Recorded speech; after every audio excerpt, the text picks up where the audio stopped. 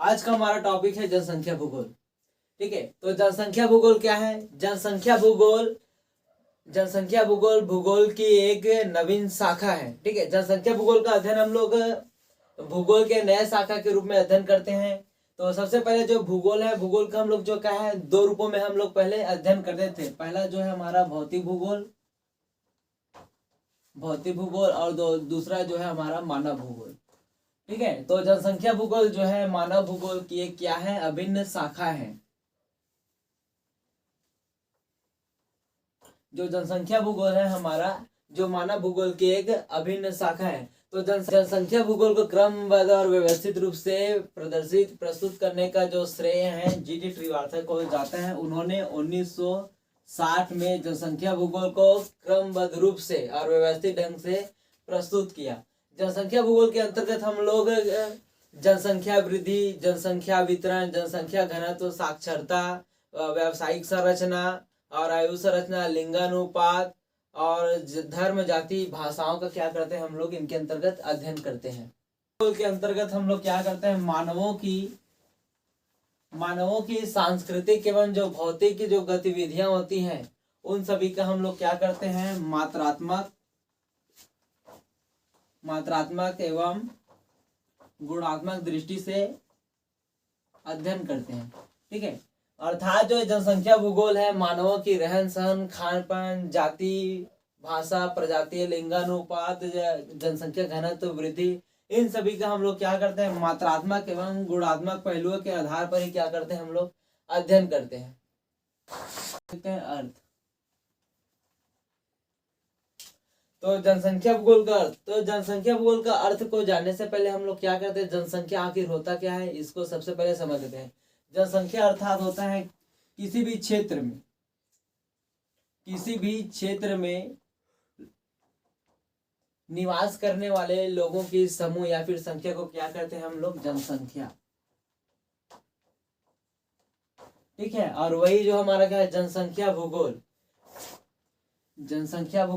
अर्थात होता है भूगोल की वह शाखा जिसके अंतर्गत हम लोग क्या करते हैं, मानवों की जनसंख्या वृद्धि, जनसंख्या घनत्व, जनसंख्या वितरण, साक्षरता और जो है धर्म, भाषा, संस्कृति की जो विभिन्न विशेषताएं होती हैं, लक्षण होती है, उन सभी का हम लोग प्रादेशिक विभिन्नताओं के साथ क्या करते हैं, हम लोग अध्ययन करते हैं। तो जनसंख्या भूगोल के जो परिभाषा के अंतर्गत अब जो हम लोग आगे बढ़ते हैं, तो सबसे पहले जो जीडी श्रीवास्तव महोदय जी हैं, उन्होंने जनसंख्या भूगोल के परिभाषा को देते हैं। तो उन्होंने बताया है कि जनसंख्या का अध्ययन संपूर्ण भूगोल के अध्ययन का क्या है, केंद्र मुद्दा। अर्थात किसी भी क्षेत्र में, चाहे भारत के अंतर्गत ले या छत्तीसगढ़ के अंतर्गत ले या फिर विश्व के अंतर्गत ले, ठीक है, वहाँ की जलवायु, रहन सहन, खान पान, वहाँ के सांस्कृतिक एवं सामाजिक दशाओं का अध्ययन हम लोग क्या है, मानवों के स्तर को देख के हम लोग क्या करते हैं, अंदाजा लगा सकते हैं, पता कर सकते हैं। ठीक है, अर्थात जनसंख्या का अध्ययन संपूर्ण भूगोल का अध्ययन का केंद्र बिंदु है। तो जनसंख्या भूगोल के विषय क्षेत्र के सबसे पहले क्या है, जीडी श्रीवास्तव महोदय जी ने क्रमबद्ध रूप में व्यवस्थित करने के लिए क्या किया, प्रस्तुत किया। ठीक है, 1953 के पहले जो है जनसंख्या भूगोल का अस्तित्व एकदम नगण्य था। वहां पर सिर्फ जनसंख्या भूगोल का किसका अध्ययन किया है, जनसंख्या वृद्धि, जनसंख्या वितरण एवं जनसंख्या प्रवास के क्या करते थे हम लोग, अध्ययन करते थे। श्रीवास्तव महोदय ने सोचा कि क्रमबद्ध व्यवस्थित रूप में तो प्रस्तुत कर दिया, ठीक है, एक प्रारूप तो तैयार कर दिया था, लेकिन उसके मन ही मन में क्या है, एक सोच आ गई थी, आखिर जो जनसंख्या भूगोल है वो तो बहुत बड़ा है, तो उसे तो मैं अकेला ही क्या करना, इसको तो पूर्ण तो कर नहीं सकता। तो उन्होंने क्या किया, जो है अन्य जो विद्वान है उनका आह्वान किया। उसके बाद जो है जनसंख्या भूगोल का जो विषय क्षेत्र है उनको विभिन्न रूप में प्रारूपों को प्रस्तुत 1960 में किया। 1960 में जो है क्रमबद्ध रूप से व्यवस्थित ढंग से क्या किया, जनसंख्या भूगोल के जो विषय क्षेत्र है उनको प्रदर्शित किया। ठीक है, तो जीडी श्रीवास्तव महोदय ने जो है 1953 में अपना जो विषय क्षेत्र प्रारूप प्रस्तुत किए थे, उनमें सबसे पहले उन्होंने विषय क्षेत्र के अंतर्गत क्या लिए हैं, पहला जो है भूतकालीन जनसंख्या भूगोल, अर्थात जो जनसंख्या का जो उद्भव और विकास है, उसके बाद जनसंख्या का जो वितरण है, उनका जो हम लोग क्या करते हैं, भूतकालीन रूपों में, भूतकालीन कालों के रूप में क्या करते हैं हम लोग, अध्ययन करते हैं। अर्थात जो जनसंख्या का जो विकास हुआ है उन्हें जो विभिन्न वो कालों में क्या करते हैं, भूतकालीन कालों में हम लोग जो व्यवस्थित करते हैं, जिसमें प्राचीन काल, ठीक है, मध्यकाल और आधुनिक काल। ठीक है, तो भूतकालीन जनसंख्या भूल के अंतर्गत जो है जनसंख्याओं का जो उद्भव, विकास और उत्पत्ति, वितरण है उनका प्राचीन, मध्य और आधुनिक काल के संदर्भ में क्या करते हैं हम लोग अध्ययन करते हैं। और मानव संख्या पक्ष के अंतर्गत क्या करते हैं, जो जनसंख्याएं होती है, जनसंख्या का प्रवास होता है, वितरण होता है, घनत्व होता है, वृद्धि होता है, इन सभी का मानव संख्या पक्ष के अंतर्गत हम लोग क्या करते हैं अध्ययन करते हैं। उसके बाद जो है जनसंख्या का लक्षण एवं वितरण का प्रादेशिक प्रतिरूप, तो इनके अंतर्गत जी.डी. त्रिवार्थम महोदय ने क्या किया था, उसे दो भागों में फिर से लक्षण के अंतर्गत त्रिवार्थम महोदय ने बताया कि जैविक लक्षण के तहत जन्म दर, मृत्यु दर, लिंगानुपात, जातीय प्रवास, जनसंख्या वृद्धि, इन सभी का क्या करते हैं हम लोग अध्ययन करते हैं। और सामाजिक लक्षण के अंतर्गत क्या करते हैं, मानव संख्या का जो है सामाजिक स्थिति है, धार्मिक स्थिति है, भाषा है, धर्म, जाति, उसके बाद प्रजाति है, उसी में साक्षरता है, वैवाहिक स्थिति है, इन सभी का क्या करते हैं हम लोग लगातार अध्ययन करते हैं। तो जनसंख्या भूगोल के विशेष क्षेत्र को त्रिवार्थम महोदय के बाद नेचर जो है डब्ल्यू जेलेंस्की महोदय ने दिया है। तो उन्होंने सर्वप्रथम जो है विशेष क्षेत्र के अंतर्गत जैविक लक्षण के अंतर्गत फिर से उन्होंने भी त्रिवार्थम महोदय के अनुसार ही बताया। जैविक लक्षण के अंतर्गत उन्होंने कौन कौन से पक्ष को लिए हैं, जिसमें जनसंख्या वितरण है, जनसंख्या वृद्धि है, घनत्व है और प्रजाति है, लिंगानुपात है, जन्म दर है, मृत्यु दर है, इन सभी के विषयों का अध्ययन किसमें करते हैं हम लोग, जैविक लक्षण के अंतर्गत।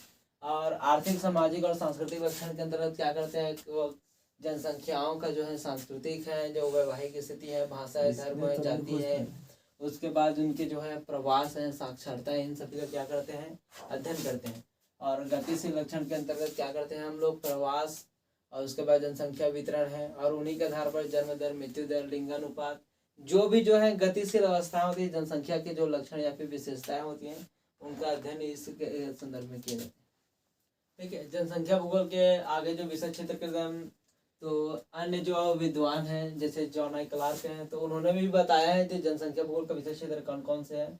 तो उन्होंने सबसे पहले जनसंख्या का भौगोलिक अध्ययन के रूप में जो है विषय क्षेत्र को बताया। तो इनके अंतर्गत हम लोग क्या क्या अध्ययन करते हैं, जनसंख्या घनत्व, ठीक है, जनसंख्या घनत्व,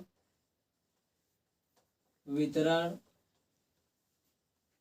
और वृद्धि का क्या करते हैं हम लोग इसके अंतर्गत अध्ययन करते हैं।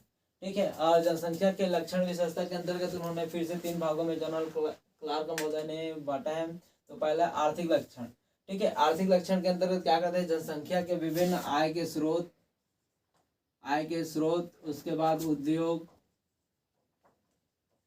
और वहाँ के जो है वाणिज्य, मतलब जो आर्थिक स्थिति के और कौन कौन से जो संसाधन है उन सभी का क्या करते हैं हम लोग अध्ययन करते हैं। और सामाजिक लक्षण के अंतर्गत क्या करते हैं हम लोग, वहाँ के वैवाहिक स्थिति है, भाषा है, धर्म है, साक्षरता है, प्रवास है, इन सभी का अध्ययन जो सामाजिक के अंतर्गत करते हैं। और भौतिक लक्षण के अंतर्गत क्या करते हैं, फिर से वहाँ पास हम लोग जनसंख्या के प्रजाति, लिंगानुपात